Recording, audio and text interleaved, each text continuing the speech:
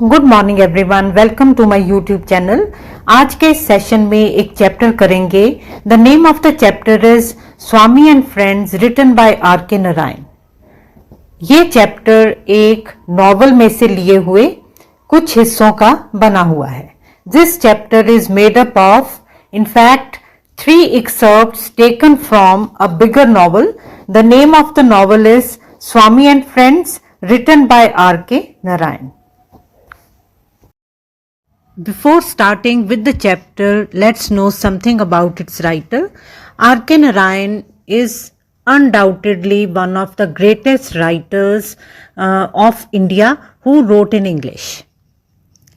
He was born in 1906 and he died in 2001. Swami and Friends, written in 1935, was his first novel. And this novel tells us the story of Swami, a 10-year-old young boy. And this novel very beautifully captures the innocence, the zeal and the enthusiasm of young children. Coming to the present chapter, the chapter is a story of 3 young boys whose names are Swami, Rajam and Mani. They are school children and they decide to form a cricket team of their own. So 3 लड़के हैं जो कि अपनी cricket team बनाने की सोचते हैं। सो इसमें जैसे हम पहले डिस्कस कर चुके हैं कि 3 अलग अलग हिस्से लिए हुए हैं एक नॉवल में से। सो पहले पार्ट में क्या हम देखते हैं कि जो 3 लड़के हैं वो उन्होंने एक क्रिकेट टीम बनाने की सोची है। अब सवाल क्या है कि उसका नाम क्या रखा जाए। सो पहले पार्ट में वो नाम सोचते हैं, अलग अलग नेम्स देखते हैं। सेकंड पार्ट में वो अपनी टीम के लिए बैट्स ऑर्डर करते हैं और थर्ड पोर्शन में वो एक अपना मैच खेलते हैं। So this is what the chapter is about. It is an easy chapter.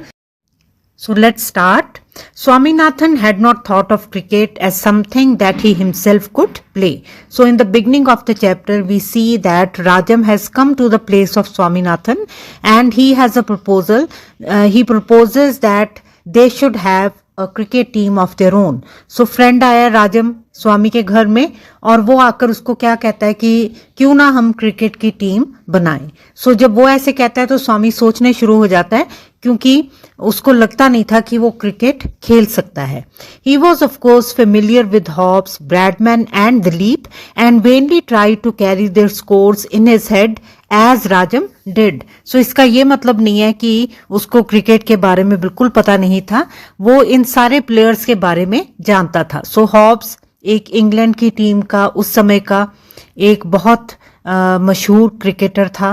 Bradman एक ऑस्ट्रेलियन क्रिकेटर था उस टाइम का और दिलीप एक प्लेयर था जो था तो इंडियन पर वो इंग्लैंड की टीम के लिए खेलता था। सो स्वामी इन सब के बारे में जानता था और बाकी लड़कों की देखा देखी, खासतौर पर राजम की देखा देखी, वो इनके स्कोर्स को याद रखने की भी कोशिश करता था। हालांकि वो भूल जाता था क्योंकि उसका इतना ज्यादा इंटरेस्ट क्रिकेट में नहीं था। सो वेनली का मतलब भी क्या होता है कि ऑफ नो यूज, की कोशिश करता था पर वो उनके स्कोर्स को याद रख नहीं पाता था। He filched pictures of cricket players as Rajam did and pasted them in an album. Though he secretly did not very much care for those pictures, there was something monotonous about them. So जैसे कि इस उम्र में होता है, so क्योंकि he is a young boy, so बाकियों की नकल इस समय में जो लड़के हैं वो लड़के लड़कियां इस एज में करते हैं ताकि वो ग्रुप में एक हो सकें, ताकि वो बाकियों के साथ बाकियों से अलग ना दिखाई दें। सो बाकी लड़कों की देखा देखी, राजम की देखा देखी, वो इवन फिल्च करता था पिक्चर्स। फिल्च क्या होता है? छोटी मोटी चोरी करना। सो ये मे बी लाइब्रेरी जाता था, वहां पर जाकर ये न्यूज़पेपर से या मैगजीन से क्रिकेट प्लेयर्स की फोटोज को काट कर लाता था और फिर उनको इसने एक नोटबुक बनाई हुई थी जिसको कि इसने एल्बम बनाया हुआ था, उसमें वो पेस्ट करता था।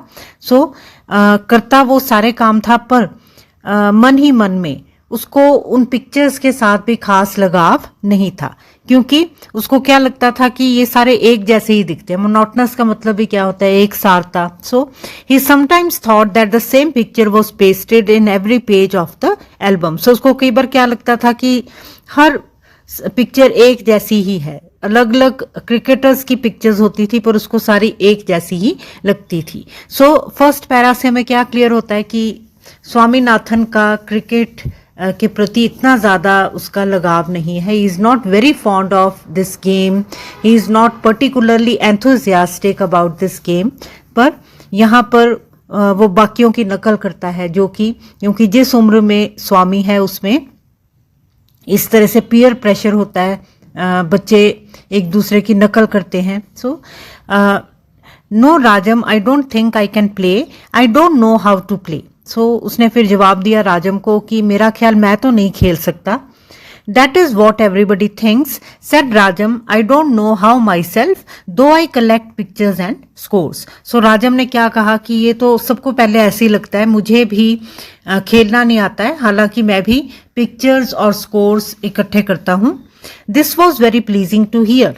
सो ये सुनकर स्वामी को बहुत अच्छा लगा कि इसको भी खेलना नहीं आता है।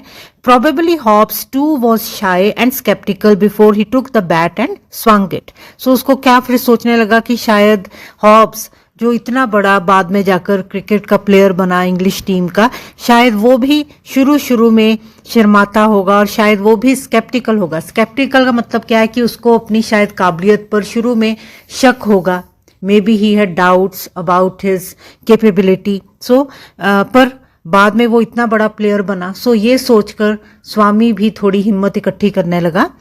We can challenge a lot of teams including our school 11, they think they can't be beaten, said Swaminathan. So फिर उसने क्या कहा कि हम जब क्रिकेट टीम बनाएंगे तो हम बहुत सारी टीम्स को चैलेंज करेंगे, उनको मैच खेलने के लिए बुलाएंगे।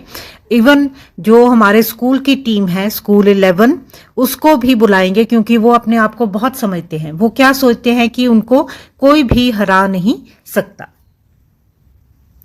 What the board school mugs think that we shall thrash them, oh yes. So Rajam ने क्या कहा कि क्या तुम्हारे स्कूल के, क्योंकि जो स्वामी है वो बोर्ड स्कूल में पढ़ता है, जबकि जो राजम है वो इस समय एल्बर्ट मिशन स्कूल में पढ़ता है। तो उसको लगता है, राजम को लगता है कि ये तो घटिया से स्कूल में पढ़ता है जिसमें आम बच्चे पढ़ते हैं। तो फिर उसको क्या लगता है कि अच्छा, बोर्ड स्कूल के बच्चे, मग्स का मतलब ही क्या होता है, समवन स्टूपिड, क्या वो अपने आप को ऐसे समझते हैं। We shall thrash them, thrash का मतलब क्या होता है कि हम उनको बहुत बुरी तरह से हराएंगे। We will defeat them very badly, oh yes. So कहता है कि पक्का उनको हम बुरी तरह से हराएंगे। What shall we call it. So फिर स्वामी ने आगे क्या कहा कि टीम का नाम क्या रखेंगे। Don't you know it's the MCC, said Rajam. So Rajam ने क्या कहा कि तुम्हें नहीं पता, हमने तो नाम सोच लिया हुआ है, हम अपनी टीम का नाम MCC रखेंगे। That is Hobbs team, isn't it? They may drag us before a court if we take their name. So Swami क्या कहता है कि ये तो इंग्लैंड की टीम का नाम है। फिर वो आगे क्या कहता है कि कहीं ऐसा ना हो कि हम ये नाम रख लें और वो हमें हमारे ऊपर केस कर दें कि तुमने हमारा वाला नाम रखा है। सो हमें वो अदालत में घसीट सकते हैं। सो इफ वी टेक, अगर हमने उनका वाला नाम ही रख दिया। सो this is something very amusing कि इतने छोटे बच्चे हैं, उनको क्या लगता है कि जो हम टीम बनाएंगे हमारे ऊपर इस तरह का एक्शन भी हो सकता है। Who says that if we get into any trouble, I shall declare before the judge that MCC stands for Malgudi cricket club. So वो क्या कहता है कि राजम क्या कहता है कि कौन ऐसे कहता है कि हम मुसीबत में पड़ सकते हैं, अगर कुछ मुसीबत आई भी तो, अगर कोई प्रॉब्लम आई भी तो मैं जज के सामने जाकर क्या कह दूंगा कि MCC की फुल फॉर्म क्या है, मालगुडी क्रिकेट क्लब। अब मालगुडी क्या है, मालगुडी वो जगह है जहां पर कि ये सब लोग रहते हैं, उस शहर का नाम है। सो जितने भी R.K. नारायण के नॉवेल्स हैं उन सब की जो बैकग्राउंड है, जो पृष्ठ मतलब सारा का सारा जो है वो मालगुडी में ही एक शहर है जिसमें कि सारी घटनाएं होती हैं। So this is the backdrop of all the novels written by R.K. Narayan. और ये जो मालगुडी जगह है ये एक फिक्शनल जगह है, ये सचमुच की जगह नहीं है। सो वो क्या कहता है कि मैं कह दूंगा कि ये तो हमारे शहर के नाम के पीछे हमने अपनी क्रिकेट टीम का नाम रखा है Malgudi cricket club. Swaminathan was a little disappointed. So ये नाम सुनकर स्वामीनाथन को थोड़ी सी निराशा हुई। Though as MCC it sounded imposing, the name was really a bit tame. So जब उसको MCC सुनता था तो उसको क्या लगता था कि इसमें इस नाम में थोड़ा रोब है, इम्पोजिंग है, इम्प्रेसिव नाम है। पर अब उसको क्या लगा, जब उसको लगा कि अच्छा इसकी फुल फॉर्म क्या है, मालगुडी क्रिकेट क्लब, तो उसको क्या लगा कि ये तो it is not very exciting. So इतना उसको मजेदार नाम, अब इतना रुबीला नाम उसको नहीं लग रहा था। I think we had better try some other name. So उसने क्या कहा कि कोई और नाम रखते हैं। What would you suggest? So Rajam क्या कहता है कि अच्छा तुम बताओ क्या रखें। Well I am for friends 11। Friends 11 or say jumping stars, said Swaminathan. Oh, that is not bad, not bad, you know. I do think it would be glorious to call ourselves jumping stars. So स्वामी ने क्या कहा कि बड़ा शानदार होगा अगर हम अपनी टीम का नाम जंपिंग स्टार्स रखेंगे। राजम instantly had a vision of a newspaper report. So उसके ऐसा कहते ही राजम के आंखों के सामने एक दृश्य घूमने लगा कि वो कल्पना करने लगा कि इस तरह से जब हम जीतेंगे तो न्यूज़पेपर में ऐसे आएगा, the jumping stars soundly thrashed the board high school 11। सो उसके आंखों के सामने इमेजिनेशन में वो क्या देखने लगा कि ऐसे हेडलाइन होगी कि हमारी टीम ने बहुत बुरी तरह से हरा दिया किसको, बोर्ड हाई स्कूल की टीम को। It is a beauty I think, he cried. So उसको बहुत अच्छा लगा ये नाम, कहता है ये तो बहुत ही सुंदर नाम है। He cried moved by the vision. So जो उसकी आंखों के सामने जो इमेजिनरी जो साइट आई थी, जो दृश्य आया था, उससे वो क्या कहता कि ये तो नाम बहुत ही अच्छा है। He pulled out a piece of paper and a pencil and said, come on Swami, repeat the names that come to your head. It would be better to have a long list to select from. We shall underline jumping stars and MCC and give them special consideration. Come on. So उसने एक paper और pencil निकाला और क्या कहा कि चलो अब लिस्ट बनाते हैं उन नामों की जिसमें से हम एक चुनेंगे। सो तुम बोलते रहो। Swaminathan remained thoughtful and started. So Swaminathan सोच के बोलने लगा। Friends 11, jumping stars, friends union, I have friends union already here. So Rajam ने आगे से कहा कि ये तो पहले से मैंने लिखा हुआ है। Rajam said pointing to the list. Swaminathan went on, Excelsiors, I have got it. Rajam ने कहा ये भी मैंने पहले लिखा हुआ है। Excelsior, union, champion 11, long pause. और उसके बाद फिर वो कितनी देर रुका रहा क्योंकि उसकी दिमाग में कोई और नाम आ नहीं रहा था। सो अ लॉन्ग पॉज। क्यों था ये लॉन्ग पॉज? क्योंकि स्वामी को और कोई भी नाम उसके दिमाग में नहीं आ रहा था। Are you dried up? Rajam asked. So Rajam ने क्या कहा कि क्या अब तुम्हारे दिमाग में कुछ नहीं आ रहा?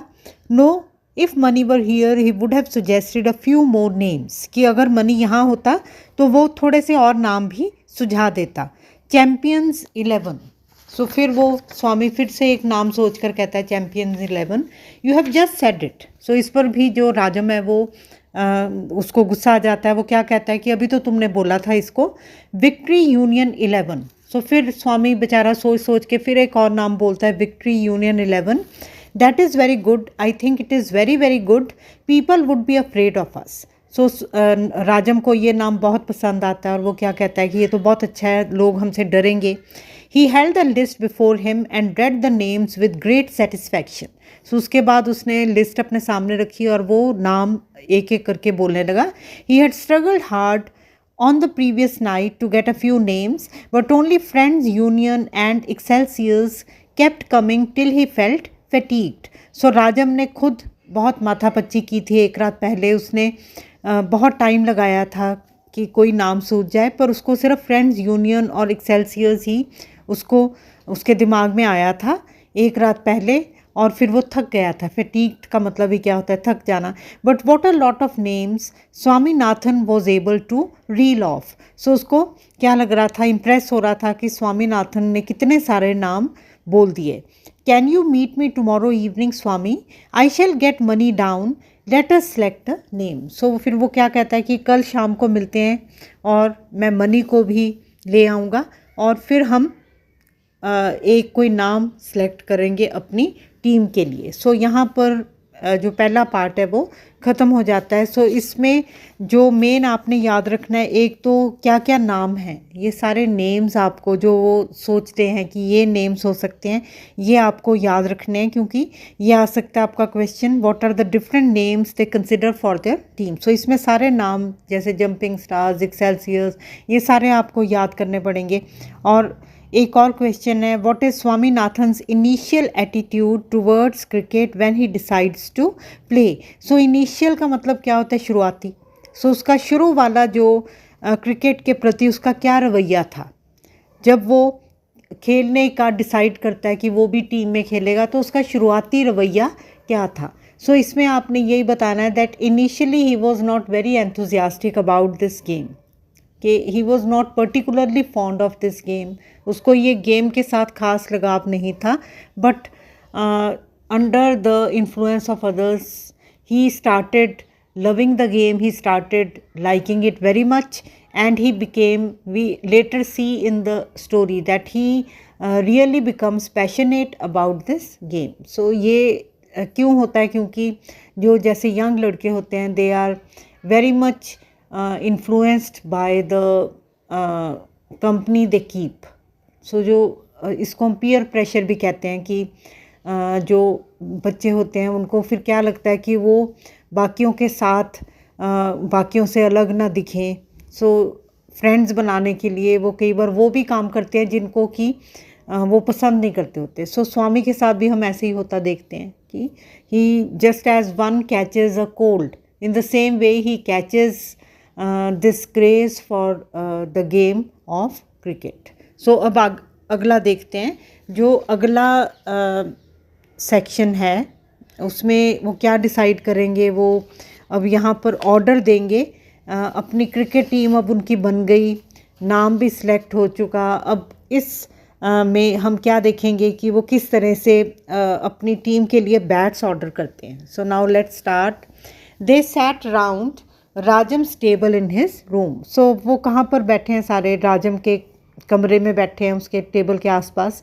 Money held before him a catalogue of messrs beans the shop for sports goods. So money के हाथ में एक कैटलॉग है। कैटलॉग क्या होता है, जो कि प्राइस लिस्ट होती है, जिसमें कि किसी भी दुकान में क्या क्या चीज़ें मिलती हैं उनके नेम्स होंगे और उसके आगे उनकी प्राइस होगी, या किसी फैक्ट्री के वो क्या क्या चीज़ें बनाते हैं उसकी लिस्ट और उसके आगे उनकी प्राइसेस। सो उस लिस्ट को हम क्या कहते हैं, कैटलॉग। सो उसके पास मेसर्स बिन्स एक स्पोर्ट्स गुड्स की एक शॉप थी मद्रास में। सो उस टाइम पर एक बहुत मशहूर शॉप हुआ करती थी मेसर्स बिन्स। सो उनका उसने कैटलॉग हाथ में पकड़ा हुआ है, क्योंकि अब वो ऑर्डर करना चाहते हैं, सामान ऑर्डर करना चाहते हैं। The shop for sports goods, so ये खेल की चीज़ों की दुकान थी, उसका कैटलॉग था। He read junior Willard bats 7-8 made of finest seasoned wood used by Cambridge junior boys 11। So फिर वो क्या देखता है कि जो दुकान वालों ने जो लिखा हुआ है कि ये जो बैट है ये कैम्ब्रिज के जो जूनियर बॉयज़ की टीम है वो भी इसी को इस्तेमाल करती है, और ये it is made of finest seasoned would. अब सीजन वुड कौन सी होती है, जो जिस लकड़ी को अच्छी तरह से सुखाया होता है और फिर उसको अच्छी तरह से सुखाकर ही बैट बनाया हुआ है। सो अच्छी वुड के बने हुए ये बैट्स हैं। सो वो देख रहा है कि let me have a look at it said Rajam. So Rajam ने, मनी पहले देख रहा था, राजम ने क्या कहा कि मुझे भी दिखाओ। He bent over the table and said seems to be a fine bat, have a look at it Swami. Swaminathan craned his neck and agreed that it was a fine bat. So Swaminathan ने भी अपनी गर्दन को आगे करके कहा और देखा, और क्या कहा कि ये बहुत बढ़िया बैट है। But he was indiscreet enough to say it looks like any other bat in the catalogue. पर यहाँ पर वो गलती कर गया। He was not wise enough to watch his words. वो क्या गलती से बोल गया कि ये तो जैसे कैटलॉग में बाकी बैट्स है उसी तरह का ये बैट लगता है, इसमें कुछ स्पेशल नज़र नहीं आ रहा। सो ये भी अब हमें क्या पता चलता है, ये क्योंकि इतना ज़्यादा क्रिकेट के पीछे दीवाना नहीं है, सो इसको ये लगता है कि ये तो बैट बाकियों बैट्स जैसा ही है। सो मनीज़ लेफ्ट हैंड शॉट आउट। सो इस बात से दोनों फ्रेंड्स को बहुत गुस्सा आया और मनी ने तो अपना हाथ निकाला एंड हेल्ड हिज नेक, और स्वामी को उसकी गर्दन से पकड़ लिया and pressed his face close to the picture of the bat, और पीछे से उसके गर्दन को पकड़ा और उसके मुंह को पेज के बिल्कुल पास ले गया। Why do you pretend to be even a cricket player if you cannot see the difference between Junior Willard and other bats? So उसने क्या कहा कि तुम ये नाटक भी क्यों करते हो कि तुम क्रिकेट को बहुत प्यार करते हो अगर तुम्हें बाकी बैट्स में और जूनियर विलर्ड बैट के अंतर का नहीं पता। You are not fit to be even a sweeper in our team. So इतना वो गुस्से में आ गया कि वो क्या कहता है कि तुम तो हमारे टीम में साफ़ सफाई करने के लिए भी हमें तुम्हें नहीं रखना चाहिए, तुम इसके भी काबिल नहीं हो। After this admonition the whole was relaxed. So इतनी डांट डपट के बाद उसने उसकी गर्दन पर अपनी पकड़ को ढीला कर दिया। सो एडमोनिशन क्या होता है जब कोई किसी को डांटता है। So Rajam asked Swami do you know what the catalogue man calls the junior Willard. So Rajam का गुस्सा भी बना हुआ था। सो उसने क्या कहा कि तुम्हें पता भी है कि जो कैटलॉग में जूनियर विलर्ड बैट के बारे में क्या लिखा हुआ है। It seems it is the Rolls Royce among the junior bats. So इतनी तारीफ लिखी हुई है, ये लिखा हुआ है कि ये तो जैसे रोल्स रॉयस कार होती है। सो रोल्स रॉयस एक बहुत उस समय की महंगी कार थी। सो कहता है कि ये तो जैसे कार्स में से रोल्स रॉयस एक बहुत ही महंगी और सुपीरियर कार है, उसी तरह से ये जो बैट है बाकी बैट्स में से है। Don't you know the difference between the Rolls Royce and other cars. So उसको क्या कहता है, तुम्हें ये फ़र्क नहीं पता कि जितनी जैसे रोल रॉयस कार है वैसे ही ये वाली कार ये वाला बैट है। Swaminathan replied haughtily, I never said I saw no difference between the Rolls Royce and other cars. So Swaminathan को भी थोड़ा सा गुस्सा आ गया, उसने भी बहुत ही तुनक कर क्या कहा, प्राउडली क्या कहा कि मैंने कब कहा कि मुझे रोल्स रॉयस और बाकी कारों का फ़र्क नहीं पता कि कितना वो रोल्स रॉयस सुपीरियर है। What is the difference? Urged राजम। सब दोनों गुस्से में थे उसके फ्रेंड्स की ये जूनियर विलर्ड बैट को किस तरह से आम बैट कह रहा है। सो उसने क्या कहा कि अच्छा बताओ क्या फ़र्क है। Money laughed and teased come on if you really no the difference why don't you से इट। सो कहते हैं कि अगर तुम्हें वाकई पता है कि क्या फ़र्क है तो बताओ। Swaminathan said the Rolls cost a lakh of rupees. So Swaminathan ने क्या कहा कि रोल्स रॉयस कार लाख रुपए में आती है, while other cars cost about 10,000, जबकि बाकी कार्स की कीमत 10,000 ही है। A Rolls has engines made of silver while other cars have iron engines. So वो क्या कहता है कि रोल्स रॉयस जो कार है इसका जो इंजन है वो किसका बना हुआ है, चांदी का, बाकी कार्स का लोहे का बना हुआ है। सो यहाँ से ही हमें क्या पता चल जाता है that Swaminathan knows nothing about this car. वो गप लगा रहा है कि उसका जो इंजन है वो सिल्वर का बना हुआ है।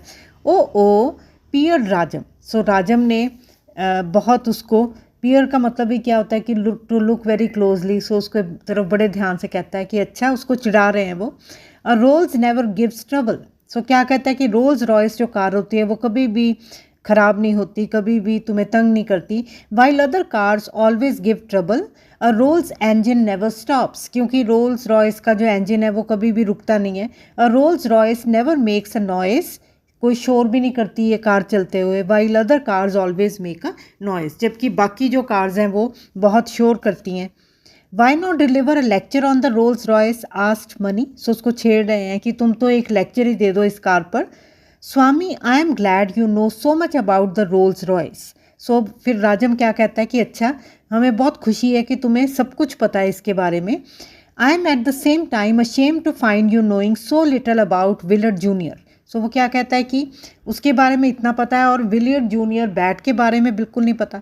सो ये इतना ज़्यादा जो गुस्से में आ रहे हैं, ये उनकी एक क्रिकेट को लेकर क्रेज़ है कि वो इतना इस बात पर इरिटेट हो रहे हैं कि वो इसने बैट को बोला तो कैसे बोला कि वो एक आम बैट है. So we had about a dozen Williard juniors when I was in Bishop वॉलर्स.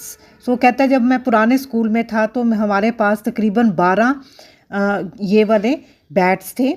O what bats, और कहता कितने सुंदर बैट्स थे. There are actual springs inside the bat so that when you touch the ball it flies. कि उसके अंदर वाकई spring लगे होते हैं कि आप जैसे ही बैट के साथ बॉल को टच करते हो तो बॉल उड़ती हुई जाती है.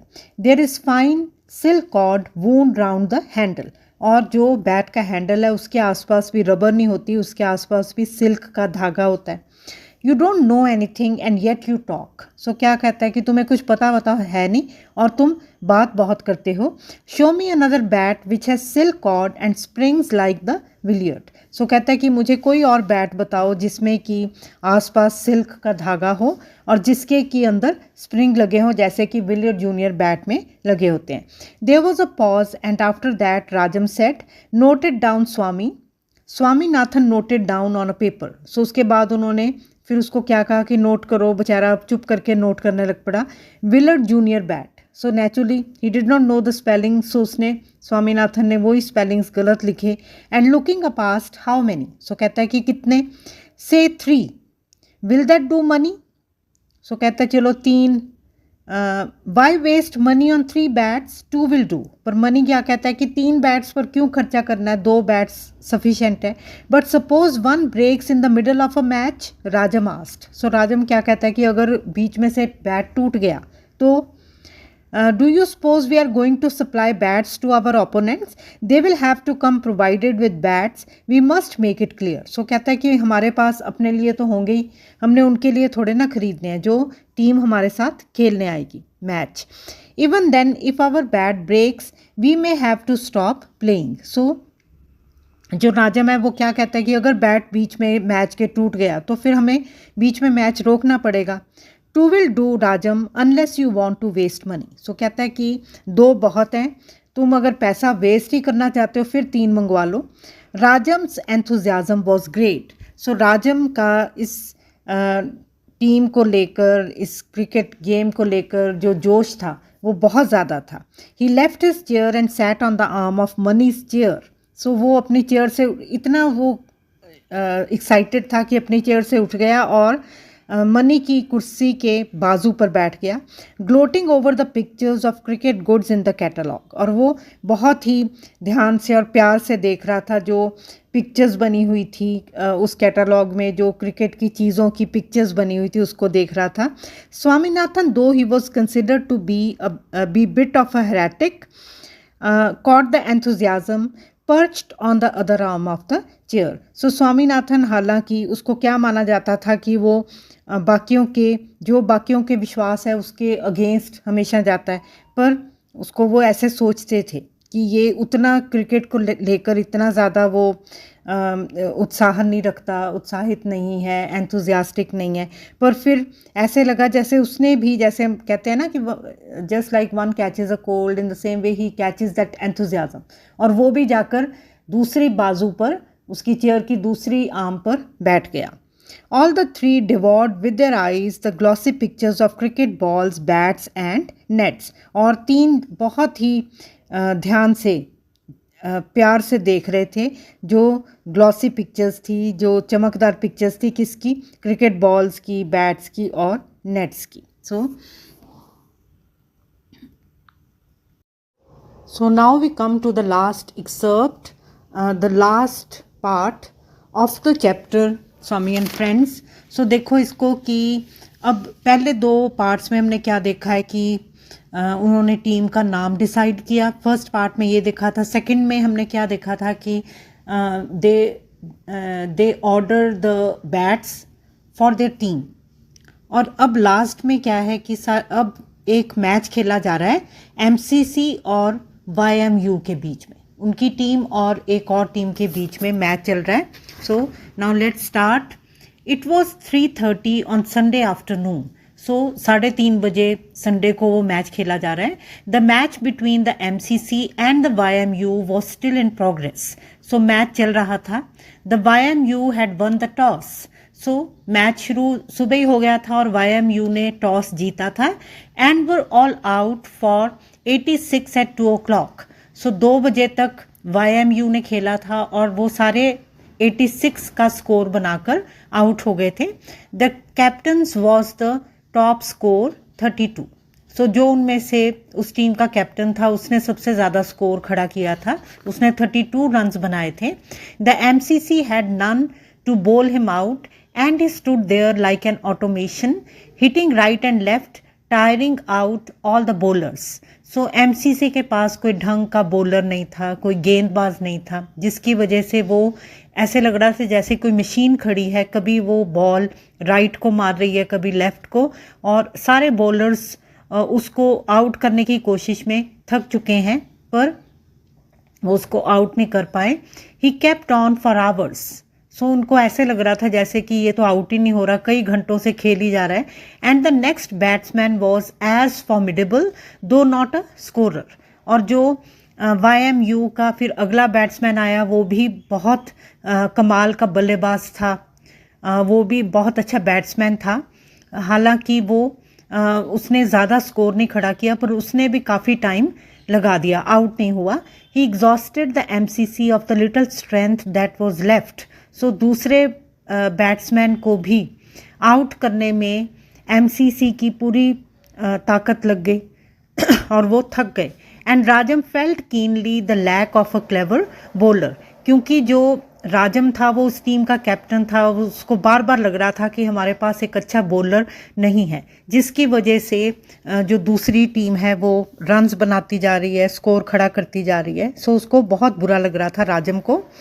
After the interval, the game started again at 2:30, and for the hour that the MCC batted, the score stood at the unimpressive figure of 8 with 3 out in quick succession. So जब फिर break हुई, interval हुआ, उसके बाद दोबारा से game शुरू हुई और इस बार बारी किसकी थी? MCC की. उन्होंने बैटिंग करनी थी और पूरा घंटा तकरीबन पूरा उनका जो स्कोर था वो 8 पर ही खड़ा रहा और 3 उनके जो बैट्समैन थे वो आउट भी हो गए थे. इन क्विक सक्सेशन का मतलब भी की है फटाफट इसका मतलब क्या है कि one after the other. So वो फटाफट आउट होते जा रहे थे. Rajam and Mani had not batted. So अभी राजम और मनी नहीं आए थे आगे बैटिंग करने के लिए. Rajam watch the game with the blackest heart. So Rajam को बहुत गुस्सा आ रहा था और उसको बहुत ज़्यादा तकलीफ़ हो रही थी क्योंकि उसको लग रहा था कि वो लोग अब हार जाएंगे. And cursed heartily everybody concerned. और सबको ही वो गालियां दे रहा था, उसको बहुत बुरा लग रहा था कि वो लोग हार रहे हैं. सो कोस रहा था सबको. कर्स का जो एग्जैक्ट हम हिंदी अगर बोलें तो सबको कोस रहा था जो भी उसको लगता था कि उनकी हार के लिए जिम्मेवार होगा. The match would positively close at 5:30. So match 5:30 तक चलना था. Just 2 hours more. And would the remaining 8 make up at least 78 and draw the match. So Rajam क्या मन में सोच रहा था कि अब 2 प्लेयर्स उनकी टीम के आउट हो चुके हैं, तो क्या जो बचे हुए हैं वो क्या 78 तक बना लेंगे ताकि एटलीस्ट जो मैच है वो ड्रॉ हो जाए, बराबरी पर ख़त्म हो. क्योंकि उनकी टीम ने 86 बनाए थे YMU की टीम ने और ये अभी 8 बनाए थे इन्होंने. और वो क्या सोच रहा था कि 2 घंटे ही बचे हैं, क्या इसमें वो 78 तक बना सकते हैं, जिसकी अगर 78 बनाते हैं तो दोनों का बराबर का स्कोर हो जाएगा. तो एटलीस्ट जो मैच है it would and in draw, कि एटलीस्ट उनकी इज्जत बच जाएगी, हारेंगे नहीं. और it was a remote possibility. अब रिमोट पॉसिबिलिटी का मतलब क्या होता है? ऐसी संभावना जिसका पूरा होने का चांस कम हो, उसको हम क्या कहते हैं? Remote possibility. कि उसको क्या सोच रहा था कि ऐसा हो तो नहीं सकता कि इज्जत बच जाए, कि बाकी के जो हम बचे हैं वो एटलीस्ट 78 बना लें ताकि एटलीस्ट हार से बच जाएं. सो ये जो पॉसिबिलिटी थी ये संभावना कम ही थी. In his despair, he felt that at least 6 more would follow suit without raising the score even to 20. और despair क्या होता है? Loss of hope. So he had lost all hope now. ना उम्मीदी थी, despair. So उसको क्या लग रहा था कि अब 6 ने फटाफट और आउट हो जाना है. He felt that at least 6 more would follow suit. कि 3 तो हमारी टीम के आउट हो गए हैं, 6 ने भी जल्दी जल्दी हो जाना है. Without raising the score even to 20. कि 20 तक भी नहीं स्कोर जाना और 6 more would be out. कि वो आउट हो जाएंगे 6 और उसको ये लग रहा था. And then he and Money would be left. और उसके बाद रह जाएंगे वो और राजम और money. And he had a wild, momentary hope that each might be able to get 40 with a few judicious sixers and boundaries. So फिर उसको थोड़ी देर के लिए एक होप हुई. अब वाइल्ड होप क्या होती है? वही उम्मीद जो कि पूरे होने की संभावना नहीं होती. सो होप और वाइल्ड होप में यही फ़र्क होता है. होप क्या होती है कि आप उम्मीद रखते हो और शायद वो बात पूरी हो जाए, पर वाइल्ड होप का अपने आप में क्या मतलब है? वो उम्मीद जिसके कि पूरे होने के चांसेस कम हों. सो मोमेंट्री का भी क्या मतलब है? कम समय के लिए, क्योंकि वैसी संभावना नहीं थी, इसके लिए थोड़े समय के लिए उसमें एक होप जगी कि शायद वो और मनी दोनों 40 बना जाएंगे अगर वो ध्यान से खेलें. जुडिशियस का मतलब भी क्या होता है? Carefully. If they play carefully. और अगर वो केयरफुल सिक्सर्स और 4 बाउंड्रीज क्या होती हैं? 4 अगर वो चौके और छक्के ध्यान से मारें विदाउट गेटिंग आउट, तो शायद हो सकता है कि वो लोग जीत भी सकते हैं. पर जैसे उसने बताया है कि it was a wild hope, कि इसकी पूरे होने की संभावना कम थी. सो ये उसके मन में उम्मीद जगी. He was squatting along with his players on the ground in the shade of the compound wall. So वो बैठा हुआ था अपने टीम के साथ. Raju, a minute, come here, came a voice from above. So तभी उसको किसी ने बुलाया, राजम को. Rajam looked up and saw his father's head over the wall. So उसने देखा कि उसके फादर खड़े हैं वॉल की दूसरी तरफ. Father, is it very urgent? So उसने अपने फादर से क्या पूछा कि आप जिसके लिए मुझे बुला रहे हो क्या बहुत ज़रूरी है? It is. सो फादर ने आगे से क्या कहा कि हाँ ज़रूरी है. I want detain you for more than a minute. So father ने क्या कहा कि 1 मिनट की बात है, आकर सुन लो. Then he hopped over the wall. Hopped का मतलब ही क्या होता है? जंप्ड. सो उसने छलांग लगाई और वॉल की दूसरी तरफ चला गया. And was at his father's side. He was given a letter. So father ने उसको एक चिट्ठी दी. He glance through it. So उसने फटाफट उसको देखा. Gave it back to his father. So फिर उसने चिट्ठी अपने पास नहीं रखी, उसने फादर को वापस कर दी. And said casually, so he is safe and sound, I wonder what he is doing there. So उसने क्या कहा कि अच्छा चलो, सो ये चिट्ठी किससे आई है ये आपको लिखने की तो ज़रूरत नहीं है. उनका एक फ्रेंड जो कि जिसके फादर की और कहीं ट्रांसफ़र हो गई थी. सो अब बहुत देर से इन्होंने अपने उस फ्रेंड को नहीं देखा था. सो अब उसकी चिट्ठी आई है कि वो ठीक ठाक है. सो ही रूमिनेटेड फॉर अ सेकेंड. सो सिर्फ 1 सेकेंड के लिए उसने थोड़ा सोचा. And turn to go. और फिर वो अपने मैच की तरफ वापस चला गया. So now this is the end of the chapter now. So इस पार्ट में से आपको किस तरह से आ सकता है कि जैसे कि how did YMU perform in their match against MCC. So YMU की परफॉर्मेंस कैसी थी? It was a good performance that they had put up, क्योंकि उन्होंने they had raised a score of 86, कि उन्होंने एटलीस्ट 86 रन्स बना लिए थे, क्योंकि उनके पास 2 बहुत ही बढ़िया बैट्समैन थे. ख़ासतौर पर जो उनका कैप्टन था उसने तो बहुत ही लंबा टाइम खेला था. So he had played a long innings. Even the next player, even the next batsman had played very well.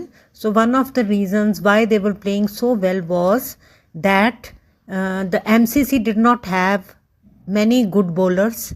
That is why they were performing so well. So even the bowling side of YMU was a strong one, because 3 players had got out and they had only made 8 runs in all.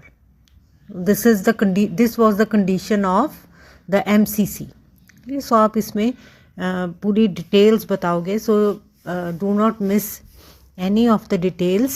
And next is Rajam watched the game with the blackest heart and cursed heartily everybody concerned. Why did Rajam do so? So Rajam देख रहा था और बहुत उसका मन जल रहा था. So why was he cursing everyone? So क्यों वो हर किसी को कोस रहा था? So इसमें भी सारी डिटेल्स आप मैच की ही दोगे कि किस तरह से they did not have any good bowler.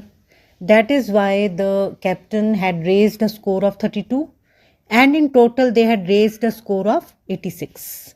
Yes, उसको तभी, और even the batting side of MCC was not strong enough because 3 of them had got out and they had only made 8 runs. मतलब इसमें सारी आप डिटेल्स दोगे उस match की.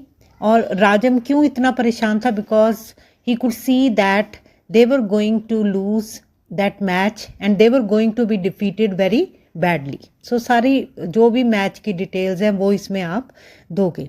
इसी तरह से एक क्वेश्चन ये भी आ सकता है, through Rajam how does the novelist present the feelings of the losing side. So Rajam के उस समय जो फीलिंग्स हैं मन में, the feelings that he has at that time. So इससे एक तरह से जो राइटर है वो क्या हमें बता रहा है कि जो साइड लूज़ कर रही होती है, जो साइड हार रही होती है, उसके साथ उसके मन में इस समय यही चल रहा होता है. सो क्या चल रहा होता है कि जो राजम है he is in a very bad mood and he is cursing everybody around, क्योंकि उसको he can see his defeat of his team very clearly. So ये एक तो बात है. और दूसरी बात क्या है कि in spite of seeing very clearly that they are going to lose this match, his heart is filled with hope at times. So he, जैसे ये ही लूजिंग साइड की भी खासियत होती है कि दिख भी रहा होता है कि हम हार रहे हैं, but still the losing side sometimes keeps on hoping against hope. So इसमें भी आता है ना कि वो पहले तो क्या होप करता है कि शायद हम लोग एटलीस्ट 86 ही बना जाए जितना उन्होंने रेज किया, और शायद हम maybe the match will end in a draw. So ये एक होप होती है, जबकि वो देख रहा होता है कि 3 तो प्लेयर्स बहुत जल्दी चले गए हैं और उसको दिख रहा होता है कि आगे 6 भी बहुत जल्द आउट होने वाले हैं. Another wild hope that he has is that even if the 6 of the players get out, even then Mani and Rajam will be there and they will raise a score of 40 runs each. So ये भी सोचता है, पर फिर उसको पता होता है कि ऐसा होगा नहीं. सो इस तरह से लूजिंग साइड के दिमाग में यही होता है कि कभी कभी बीच में होप भी आती है. सो इस तरह से जो R.K. नारायण है उन्होंने पोर्ट्रे किया है. So now the lecture is at an end and I hope you have liked it. If you have liked this lecture, this session, then please give it a like and please subscribe to my channel. Thank you.